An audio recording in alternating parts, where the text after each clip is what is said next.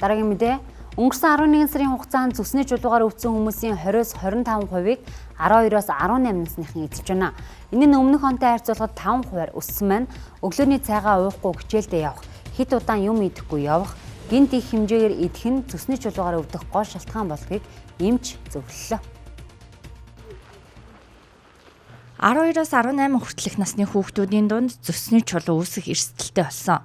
Мөн зүсний чулуужилтаар өвдөх нь ихсэж байна. Үүнээс харахад зүсний чулуу нь нас харгалзахгүй өвчин болсон нь ажиглагдаж байгаамаа. Иймээс хүүхдийг өглөө хичээлд нь явахад нь багц хамаагүй шимт хижээлэр баялаг хоол идүүлж байх нь чухал юм а. Бид нар хоол идээд юм идэх тусам зүс өөрөө ингэж доторх шингэнээ ялгаруулж идэг. Тэгэхээр ялангуяа шөнийн хугацаанд тэр илгнээс ялгарсан зүс маань зүсний хүүдийн дотор ингээ хуримтлагдаад чинрээд одоо ялгархад бэлэн болцсон байж гэсэн. Тэрийг юу ялгаруулах юм гэхээр хүн өглөө босоод өглөөний цай ундаа уусан тохиолдолд тэр шүнжэнгөө хуримтлагдсан байгаа зүсний хүүдийг өөрийгөө суллана.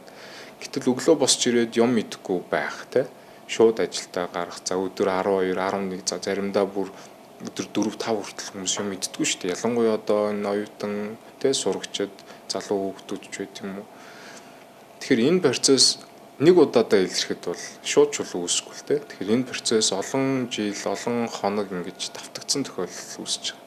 Зүс чулуужих үед чэйжний орчимд хүчтэй өвдөлт мэдрэгддэг байна. Ингэж өвдөхөөс уртаад төдийлөн мэдэх боломжгүй гэдгийг эмчнэр онцолж байлаа. Зүс чулуужихад гэдэс дүүрэх, цанхаах, хоол шингэхгүй байх, хөвлийн хэсгээр өвдөх зэрэг шинж тэмдэг илэрдэг байна.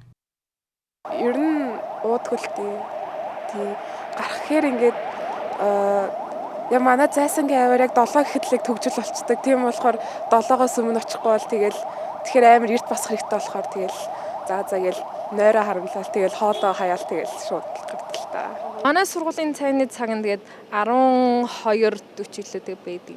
Тэгээд цайгаа угаал 4-т сууж байгаа л нэг өнгөрөөж найзуудтай дахиад махаад тий хаяада. Тэгэл ер нь хэм мэддэг юм дөө. Гэтэ ер нь бол цайгаа уух гэж хичээдэг. Эрт сэрж. Иргэд зүсний чулуугаар өвдөх нь жил ирэх тусам залуужж байна. Энэ цаг үед өглөө бүр цайгаа ууж өдөрт багаар хооллож хийжүүлсэн ундаанаас татгалзах хэрэгтэй. Мөн амьдралын зөв дадлыг хэрэгжүүлэх нь зүйтэйг эмч зөвлөлөө.